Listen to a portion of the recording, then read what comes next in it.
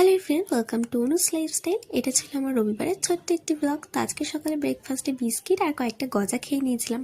দেন দুপুরে সব কাজবাজ কমপ্লিট করে শাওয়ার কমপ্লিট করে ঠাকুরের দিকে পুজো দিতেও চলে এসেছিলাম। আর আজকে ছিল দিদুন আর মামার একাদশী, তো নিরামিষই করা হবে তাদের জন্য।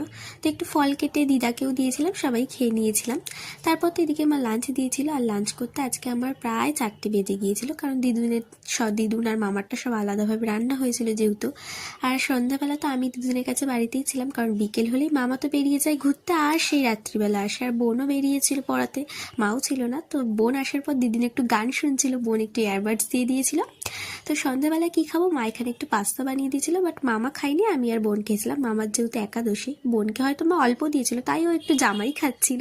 তো যাই হোক, রাত্রিবেলা তো আমি মার সাথে একটু রুটি বানাতে হেল্প করে দিলাম, কারণ মা সারাদিন এত কাজ করছে, মারও কষ্ট হয়ে যাচ্ছে। আর রাতে সবাই মিলে বাঁধাকপি আর রুটি খেয়েছিলাম। টাটা।